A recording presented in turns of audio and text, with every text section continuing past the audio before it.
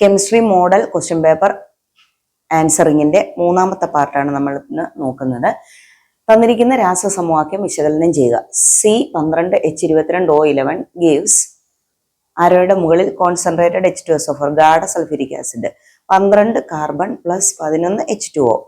A ഉണ്ടായിരിക്കുന്ന കറുത്ത നിറമുള്ള പദാർത്ഥം ഏത്? ബി സൾഫ്യൂരിക് ആസിഡിന്റെ ഏത് ഗുണമാണ് ഇവിടെ പ്രകടമാകുന്നത്? സി സൾഫ്യൂരിക് ആസിഡിന്റെ ലവണങ്ങൾ സാധാരണയായി ഏത് പേരിൽ അറിയപ്പെടുന്നു? Analyze the given chemical equation. C12H22O11 gives 12C plus 11H2O. A. Which is the black substance formed? B. Which property of sulfuric acid exhibited here? C. What is the common name of salts of sulfuric acid? ഇതിലെ ആദ്യത്തെ question, ഇവിടെ ഞാൻ ആ equation ഒന്നും കൂടെ എടുത്ത് എഴുതിയിട്ടുണ്ട്. C12H22O11 എന്ന് പറയുന്ന ഷുഗർ മോളിക്യൂൾ ആണ്. ആരോ മാർക്ക് ഇട്ടിട്ട് ഇതിന്റെ മുകളിൽ കോൺസെൻട്രേറ്റ് H2SO4 എന്ന് പറയുമ്പോൾ സൾഫ്യൂരിക് ആസിഡ് കോൺസെൻട്രേറ്റഡ് ഈ ഷുഗറിലേക്ക് ഒഴിച്ചു കഴിയുമ്പോൾ ഈ സൾഫ്യൂരിക് ആസിഡ് ഹൈഡ്രജനെയും ഓക്സിജനെയും വാട്ടറിന്റെ റേഷ്യോയിൽ അതിനെ അതായത് ആഗിരണം ചെയ്യും, അപ്പോൾ അബ്സോർബ് ചെയ്തെടുക്കും. അപ്പോൾ ബാക്കി അവശേഷിക്കുന്നത് 12 കാർബൺ ആയിരിക്കും. അപ്പോൾ ഈ സൾഫ്യൂരിക് ആസിഡ് ഒരു ഡ്രൈയിങ് ഏജന്റ്, അതായത് ഡീഹൈഡ്രേറ്റിംഗ് നേച്ചറാണ് കാണിക്കുന്നത്. അതായത് വാട്ടറിനെ അബ്സോർബ് ചെയ്തെടുക്കുകയാണ് ചെയ്യുന്നത് ആര്? Sulphuric acid. നമുക്ക് നോക്കാം, ഇതിലേക്ക് സൾഫ്യൂരിക് ആസിഡ് ഒഴിക്കുമ്പോൾ 12 കാർബൺ ഇവിടെ അവശേഷിക്കുന്നു. അതായത് ശരിക്കും സൾഫ്യൂരിക് ആസിഡ് ഒഴിച്ചു കഴിയുമ്പോൾ ഷുഗർ മുഴുവനും ബ്ലാക്ക് കളറായി മാറും. ബ്ലാക്ക് കളറിലെ സൊല്യൂഷൻ ആയിട്ടാണ് മാറുന്നത്. അതിലെ ബ്ലാക്ക് കളർ തരുന്നത് ഈ 12 കാർബൺ ആണ്. ഇവിടെയും 12 കാർബൺ പ്ലസ് ബാക്കി 22 ഹൈഡ്രജനും 11 ഓക്സിജനും ചേർന്നിട്ട് 11 വാട്ടർ മോളിക്യൂൾ ആയിട്ടാണ് മാറുന്നത്. അതുകൊണ്ട് അവിടെ ജലത്തിന്റെ, അതായത് വാട്ടറിന്റെ സൊല്യൂഷൻ ആയിട്ട്, ബ്ലാക്ക് സൊല്യൂഷൻ ആയിട്ട് കാണപ്പെടുന്നത്. അപ്പൊ ഇവിടെ നമുക്ക് നോക്കാം, 11 × 2 എത്ര? 22 അല്ലെ? ഈ 11 എന്ന് പറയുന്ന ഈ ഓക്സിജനും വാതകമാണ്. അതുകൊണ്ട് ഓക്സിജനും ഇവിടെ 11 കിട്ടി. ഇതാണ് ശരിക്കും അതിന്റെ ഒരു റിയാക്ഷൻ. അപ്പോൾ അതിലെ ഫസ്റ്റ് ക്വസ്റ്റ്യൻ അവർ ചോദിക്കുന്നത് കറുത്ത നിറമുള്ള പദാർത്ഥം ഏതെന്നാ, ബ്ലാക്ക് സബ്സ്റ്റൻസ് ഏതാണ് ഇവിടെ ഫോം ചെയ്യുന്നത്? അതിന്റെ ആൻസർ കാർബൺ ആണ് ഇവിടുത്തെ black substance. B question, which property of sulphuric acid is exhibited here? Sulphuric ആസിഡിന്റെ ഏത് ഗുണമാണ് ഇവിടെ പ്രകടമാകുന്നതെന്നാണ്. അതിന്റെ ആൻസർ ഡീഹൈഡ്രേറ്റിംഗ് നേച്ചർ, മലയാളത്തിൽ നിർജ്ജലീകരണ ഗുണം. C question, what is the common name of salts of sulphuric acid? Sulphuric ആസിഡിന്റെ ലവണങ്ങൾ സാധാരണയായി ഏത് പേരിലാണ് അറിയപ്പെടുന്നത്?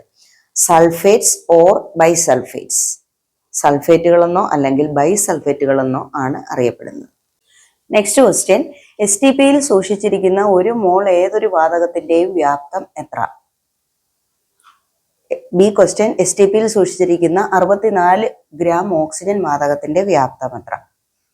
What is the volume of 1 mole of any gas kept at STP? B question, find the volume of 64 gram of oxygen gas kept at STP. നമുക്കറിയാം STP standard temperature and pressure ആണ്. STPയിൽ സൂക്ഷിച്ചിരിക്കുന്ന 1 മോൾ, ഏതൊരു മോൾ വാതകം എടുത്താലും, അമോണിയ, കാർബൺ ഡയോക്സൈഡ് ഏതെടുത്താലും അതിന്റെ വ്യാപ്തം നമ്മൾ പഠിച്ചിട്ടുണ്ട്, 22.4 ലിറ്റർ ആയിരിക്കും. അതിനെ മോളാർ വ്യാപ്തം എന്നാണ് പറയുന്നത്. മോളാർ വ്യാപ്തം. 1 mole of any gas occupies 22.4 liter volume is known as molar volume.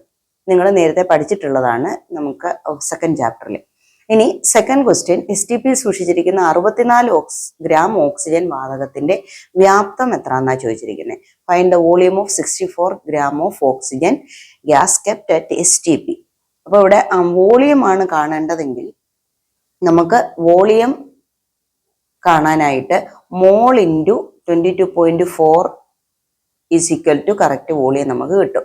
അതായത് എത്ര മോൾ ആണോ അതിനെ 1 മോൾ വാതകത്തിന്റെ, അതായത് 22.4 മോളാർ വോളിയം, മോളാർ വ്യാപ്തം കൊണ്ട് ഗുണിച്ചാലാണ് ആ വാതകത്തിന്റെ കറക്റ്റ് വ്യാപ്തം, വോളിയം കിട്ടുക. അതിനുവേണ്ടി ഇപ്പം നമ്മൾക്ക് എന്ത് വേണം? മോൾ കണ്ടെത്തേണ്ടതുണ്ട്. മോൾ ഇൻറ്റു 22.4 ആണ് കറക്റ്റ് വ്യാപ്തം കണ്ടുപിടിക്കാനുള്ള ഇക്വേഷൻ. അപ്പോൾ നമ്മൾ എന്ത് ചെയ്യണം? ആദ്യം നമ്പർ ഓഫ് മോൾസ്, മോളുകളുടെ എണ്ണം കണ്ടെത്തണം. അതിനുള്ള ഇക്വേഷൻ നിങ്ങൾ പഠിച്ചിട്ടുള്ളതാണ്. Given mass by gram molecular mass. തന്നിരിക്കുന്ന mass divided by gram molecular mass എന്നാണ്. ഇവിടെ തന്നിട്ടുള്ള മാസ് 64 ഗ്രാം ആണ്. ഡിവൈഡഡ് ബൈ ആരെയാണ് പറഞ്ഞിരിക്കുന്നത്? ഓക്സിജൻ ഗ്യാസ് എന്നാണ് പറഞ്ഞിരിക്കുന്നത്. അതിന്റെ മോളിക്കുലാർ മാസ് ആണ് എടുത്തിരിക്കുന്നത്. അപ്പൊ അതിന്റെ മോളിക്കുലാർ മാസ് എത്ര ഞാൻ ഇവിടെ എഴുതി വെച്ചിട്ടുണ്ട്. ഓക്സിജന്റെ atomic mass, gram atomic mass എന്ന് പറഞ്ഞാൽ 16 ഗ്രാം ആണ്. ഓക്സിജൻ വാതകം എന്ന് പറയുമ്പോൾ O2 ആണ്. അതിന്റെ ഗ്രാം മോളിക്കുലാർ മാസ്, മോളിക്യൂൾ ആണല്ലോ, അപ്പോൾ അതായത് തന്മാത്ര, ഗ്രാം മോളിക്കുലാർ മാസ് എത്രയാണെന്ന് ചോദിച്ചാൽ ഈ 16ന്റെ ഇരട്ടി 32 ഗ്രാം. അപ്പോൾ ഇത് ഓക്സിജൻ ആറ്റത്തിന്റെ അറ്റോമിക് മാസും ഇവിടെ O2 തന്മാത്രയുടെ മോളിക്യൂളിന്റെ ഗ്രാം മോളിക്കുലാർ മാസും. അപ്പോൾ ഇതിന്റെ ഇരട്ടിയായിരിക്കും 32. അപ്പൊ ഇവിടെ നമുക്ക് വേണ്ടത് ഗ്രാം മോളിക്കുലാർ മാസ് ആണ്, തന്മാത്രാ ഭാരം. അപ്പൊ ഇത് എത്രയാണ്? 32 ആണ്. ഡിവൈഡ് ചെയ്യുമ്പോൾ നമുക്ക് 2 മോളിന് കിട്ടി. നമുക്ക് ഇവിടെ കിട്ടിയത് മോളിന്റെ എണ്ണമാണ്, നമ്പർ ഓഫ് മോൾ ആണ് കിട്ടിയിരിക്കുന്നത്. അപ്പോൾ വോളിയം കാണാൻ ഈസിയാണ്. Volume is equal to mall into ഇവിടെ കിട്ടിയ മോൾ എത്രയാണ്? 2 ഇൻറ്റു 22.4 ലിറ്റർ. അപ്പോൾ മൾട്ടിപ്ലൈ ചെയ്താൽ എത്ര കിട്ടും? 44.8 ലിറ്റർ ആണ് കറക്റ്റ് 64 ഗ്രാം ഓക്സിജന്റെ വോളിയം എന്ന് പറയുന്നത്. അതായത് വ്യാപ്തം is equal to mall into 22.4. മോൾ നമ്മളിവിടെ കണ്ടുപിടിച്ചിട്ടുണ്ട്. തന്നിരിക്കുന്ന മാസിനെ ഗ്രാം മോളിക്കുലാർ മാസ് കൊണ്ട് ഡിവൈഡ് ചെയ്യുമ്പോൾ മോള് കിട്ടും.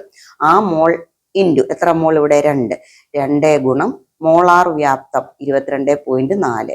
ഇത് ഗുണിച്ചു കഴിയുമ്പോൾ നമുക്ക് 44.8 ലിറ്റർ കിട്ടും. ഇതായിരിക്കും 64 ഗ്രാം ഓക്സിജന്റെ വ്യാപ്തം.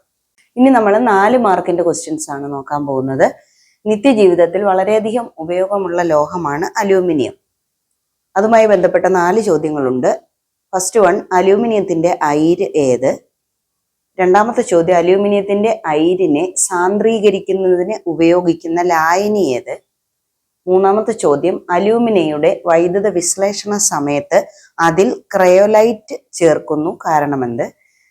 അടുത്ത ക്വസ്റ്റ്യൻ, അലൂമിനിയം അയോണിന്റെ നിരോക്സീകരണ സമവാക്യം എഴുതുക. Aluminium is very useful metal in our daily life. A question, which is the ore of aluminium? B, which is the solution used to concentrate aluminum ore? C, why is cryolite added to alumina during its electrolysis? D question, write the equation of reduction of aluminum ion. അപ്പോൾ നമുക്കറിയാം aluminium ലോഹമാണ്. അതിൻ്റെ or അയിര് എന്ന് പറയുന്നത് answer bauxite ആണ്. Al2O3 2H2O എന്നുള്ളത് ആണ് ബോക്സൈറ്റിന്റെ formula. അപ്പൊ ഇവിടെ പേര് മാത്രം നിങ്ങൾ എഴുതിയാൽ മതിയാകും, ബോക്സൈറ്റ്.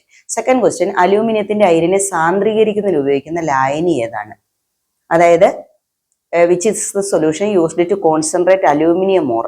അലൂമിനിയം ഓറിനെ കോൺസെൻട്രേറ്റ് ചെയ്യാൻ വേണ്ടിയിട്ട് ഒരു സൊല്യൂഷൻ ഉപയോഗിക്കുന്നുണ്ട്, അതേതാണ്? അലൂമിനിയത്തിന്റെ അയിരിനെ സാന്ദ്രീകരിക്കുന്നതിന് ഉപയോഗിക്കുന്ന ലായനിയുടെ പേരാണ് ചൂടുള്ള സോഡിയം ഹൈഡ്രോക്സൈഡ് ലായനി, ചൂടുള്ള NaOH ലായനി, hot NaOH solution. C question, അലൂമിനിയയുടെ വൈദ്യുത വിശ്ലേഷണ സമയത്ത് അതിൽ ക്രയോലൈറ്റ് എന്ന് പറയുന്ന ഒരു പദാർത്ഥം ചേർക്കുന്നുണ്ട്. അതെന്തിനാണ് അത് ചേർക്കാൻ കാരണം എന്തെന്നാണ് ചോദിക്കുന്നത്. Why is cryolite added to alumina during its electrolysis? Electrolysis നടക്കുന്ന സമയത്ത് തന്നെ ക്രയോലൈറ്റ് അതിലേക്ക് ആഡ് ചെയ്യുന്നുണ്ട്. അതിന് 2 പോയിന്റ് എഴുതേണ്ടി വരും നിങ്ങൾക്ക്. ഒന്നാമത്തെ point, to reduce the melting point of alumina. അലൂമിനയ്ക്ക് വളരെ ഹൈ മെൽറ്റിംഗ് പോയിന്റ് ആണ്. ആ മെൽറ്റിംഗ് പോയിന്റിനെ കുറയ്ക്കാൻ വേണ്ടി, to reduce the melting point of alumina, അലൂമിനയുടെ ദ്രവണാങ്കം കുറയ്ക്കാൻ വേണ്ടി. അടുത്തൊരു പോയിന്റ് എന്ന് പറയുന്നത്, to increase the electrical conductivity of alumina. അപ്പോൾ അലൂമിനയ്ക്ക് ഇലക്ട്രിസിറ്റിയെ കടത്തിവിടാനുള്ള കഴിവ് കൂട്ടിക്കൊടുക്കുക എന്നുള്ളതും കൂടിയാണ് നമ്മുടെ ക്രയോലൈറ്റിന്റെ ധർമ്മം, അലൂമിനയുടെ വൈദ്യുത ചാലകത വർദ്ധിപ്പിക്കാൻ. അപ്പൊ ഈ 2 കാരണങ്ങൾക്കാണ് നമ്മൾ അതിലേക്ക് എന്ത് ആഡ് ചെയ്യുന്നത്? ക്രയോലൈറ്റ് എന്ന് പറയുന്ന സബ്സ്റ്റൻസ് സൊല്യൂഷൻ നമ്മൾ ആഡ് ചെയ്യുന്നത്. ഇനി last question, write the equation of reduction of aluminium ion. ഈ ഇലക്ട്രോളിസിസ് ഒക്കെ കഴിഞ്ഞിട്ട്, അതായത് വൈദ്യുത വിശ്ലേഷണം ഒക്കെ കഴിഞ്ഞതിന് ശേഷം അവിടെ അലൂമിനിയം അയോണും ഓക്സൈഡ് അയോണും ഉണ്ടാകുന്നുണ്ട്. അപ്പൊ ഇവര് പറയുന്ന ഇവിടെ അലൂമിനിയം അയോണിന്റെ മാത്രം റിഡക്ഷൻ റിയാക്ഷന്റെ ഇക്വേഷൻ എഴുതാനാണെന്ന് പറയുന്നത്. അപ്പൊ അലൂമിനിയം അയോൺ Al3+ അയോൺ ആണെന്ന് നിങ്ങൾക്ക് അറിയാം. പ്ലസ് ഇത് ഡിസ്ചാർജ് ചെയ്യപ്പെടണമെങ്കിൽ 3 ഇലക്ട്രോണിനെയും കൂടെ വാങ്ങണം. അപ്പൊ അലൂമിനിയം അയോൺ 3 ഇലക്ട്രോണിനെ ഗെയിൻ ചെയ്തിട്ട്, അതായത് സ്വീകരിച്ചിട്ട് എന്തായി മാറും? അലൂമിനിയം ആറ്റമായി, അലൂമിനിയം ലോഹമായിട്ട് മാറുന്നു. ഇത് പിന്നെ കാഥോഡിൽ നടക്കുന്ന റിയാക്ഷൻ ആണ്. അപ്പോൾ ആ കാഥോഡിൽ അലൂമിനിയം ഡെപ്പോസിറ്റ് ചെയ്യുകയാണ് ചെയ്യുന്നത്. ഈ ഇക്വേഷൻ പ്രധാനപ്പെട്ടതാണ്, അത് എഴുതി തന്നെ പഠിക്കണം. Al3+ 3 electron gives Al. അടുത്ത ചോദ്യം, ഒരു ഗാൽവനിക് സെല്ലിൽ നടക്കുന്ന റിഡോക്സ് പ്രവർത്തനത്തിന്റെ സമവാക്യം തന്നിരിക്കുന്നു. Zn + Cu2+ gives Zn2+ Cu. A ചോദ്യം, ഈ ഗാൽവനിക് സെല്ലിലെ ആനോഡ് ഏത്? ബി ക്വസ്റ്റ്യൻ, ഇതിൽ നടക്കുന്ന ഓക്സീകരണ സമവാക്യം എഴുതുക. സി ഇലക്ട്രോൺ പ്രവാഹ ദിശ എഴുതുക. ഡി ഈ സെല്ലിൽ വൈദ്യുതിയുടെ തുടർച്ചയായ പ്രവാഹം ഉറപ്പുവരുത്തുന്നതിന് ഉപയോഗിക്കുന്ന സംവിധാനം ഏത്? Chemical equation of redox reaction taking place in A galvanic cell is given below. Zn plus Cu2 plus gives Zn2 plus Cu. A. Which is the anode in this galvanic cell?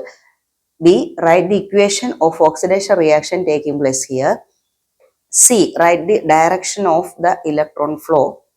D. Which is the device used in a galvanic cell to assure the continuous flow of electricity? നമുക്ക് ആദ്യത്തെ ചോദ്യം, galvanic cell നിങ്ങൾക്ക് അറിയാം, സിങ്കും കോപ്പറും അടങ്ങുന്ന സെല്ലാണ് galvanic cell എന്ന് പറയുന്നത്. ഈ equation നോക്കുമ്പോൾ നമുക്കറിയാം സിങ്ക് ആണ് ഇവിടെ ഇലക്ട്രോണിനെ വിട്ടുകൊടുത്തിട്ട് ആരോ മാർക്കിന്റെ അപ്പുറവശത്ത് പോസിറ്റീവ് അയോൺ ആയിട്ട് നിൽക്കുന്നത്. അപ്പോൾ സിങ്കിനായിരിക്കും ഓക്സീകരണം സംഭവിക്കുന്നത്. ഇവിടെ കോപ്പർ അയോൺ ഇലക്ട്രോണിനെ സ്വീകരിച്ചിട്ട് ഇപ്പുറത്ത് കോപ്പർ ആറ്റമായി നിൽക്കുന്നു. അപ്പോൾ കോപ്പറിന് നിരോക്സീകരണം, അതായത് റിഡക്ഷനും സംഭവിക്കുന്നു. അപ്പോൾ സിങ്കിന് ഓക്സിഡേഷൻ അല്ലെങ്കിൽ ഓക്സീകരണവും കോപ്പറിന് റിഡക്ഷനുമാണ്, അതായത് നിരോക്സീകരണവുമാണ് സംഭവിക്കുന്നത്. ഈ ഇക്വേഷനിൽ നിന്ന് നമുക്ക് മനസ്സിലാക്കാം. അങ്ങനെയാണെങ്കിൽ എ ക്വസ്റ്റ്യൻ ആൻസർ ഗാൽവനിക് സെല്ലിലെ ആനോഡ് ഏതാണെന്ന. അപ്പോൾ ഓക്സിഡേഷൻ സംഭവിക്കുന്ന ഇലക്ട്രോൺ ആണ് എപ്പോഴും എന്തായി വരുന്നത്? ആനോഡായിട്ട് വരിക. അപ്പോൾ ആൻസർ എന്താണ്? Zinc. Which is the anode in this galvanic cell? ഏതാണ്? സിങ്ക്. ദെൻ സെക്കൻഡ് ക്വസ്റ്റ്യൻ, ഇതിൽ നടക്കുന്ന ഓക്സീകരണ സമവാക്യം, ഓക്സിഡേഷൻ റിയാക്ഷൻ എഴുതാനെന്നാണ് പറയുന്നത്. ഇവിടെ അപ്പോൾ സിങ്കിനാണല്ലോ ഇവിടെ ഓക്സിഡേഷൻ നടന്നത്. അതുകൊണ്ട് സിങ്കിന് ഓക്സിഡേഷൻ നടന്നു എന്നുള്ള ഇങ്ങനെ എഴുതുക. Zn gives Zn2 plus 2 electron. Zinc എന്ന ആറ്റം 2 ഇലക്ട്രോണിനെ വിട്ടുകൊടുക്കുന്നു എന്നാണ് ഇക്വേഷന്റെ അർത്ഥം. ഇലക്ട്രോണിനെ വിട്ടുകൊടുക്കുന്ന പ്രവർത്തനത്തിന്റെ പേരാണ് ഓക്സീകരണം. അടുത്തത് സി ക്വസ്റ്റ്യൻ, ഇലക്ട്രോൺ പ്രവാഹ ദിശ എഴുതുക. അത് നമ്മൾ നേരത്തെ ഉള്ളതാണ്. ഡയറക്ഷൻ ഓഫ് ഇലക്ട്രോൺ ഫ്ലോ അത് ഇവിടെ നിന്ന് എങ്ങോട്ടേക്കായിരിക്കും? ആനോഡ് ടു കാഥോഡ് ആയിരിക്കും. ഇവിടെ ആനോഡ് എന്ന് പറയുന്നത് ഓക്സിഡേഷൻ സംഭവിക്കുന്ന സിങ്കും കാഥോഡ് എന്ന് പറയുന്ന കോപ്പറും ആയിരിക്കും. അപ്പൊ സിങ്കിൽ നിന്നും കോപ്പറിലേക്ക് എന്നുള്ളത് ഇങ്ങനെ ആരോ മാർക്ക് ഇട്ട് കാണിച്ചാൽ മതി. അതായത് ആനോഡ് ടു കാഥോഡ്, ആനോഡിൽ നിന്നും കാഥോഡിലേക്ക്. ലാസ്റ്റ് ക്വസ്റ്റ്യൻ, ഈ സെല്ലിൽ വൈദ്യുതിയുടെ തുടർച്ചയായ പ്രവാഹം ഉറപ്പുവരുത്തുന്നതിന് ഉപയോഗിക്കുന്ന ഒരു സംവിധാനമുണ്ട്. ആ സംവിധാനം ഏതാണെന്നാണ് അടുത്ത് ചോദിക്കുന്നത്. അത് നിങ്ങൾക്ക് അറിയാവുന്നതാണ്, സോൾട്ട് ബ്രിഡ്ജ് ആണ്.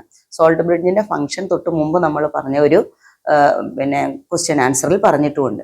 അപ്പൊ ഈ സോൾട്ട് ബ്രിഡ്ജ് ഇല്ലെങ്കിൽ കറക്റ്റായിട്ട് അതിൽ കൂടെ ഇലക്ട്രിസിറ്റിയുടെ തുടർച്ചയായ പ്രവാഹം ഉണ്ടാവില്ല. ഈ വീഡിയോ നിങ്ങൾക്ക് ഇഷ്ടമായാൽ ലൈക്ക് ചെയ്യുക, സബ്സ്ക്രൈബ് ചെയ്യുക, ഷെയർ ചെയ്യുക.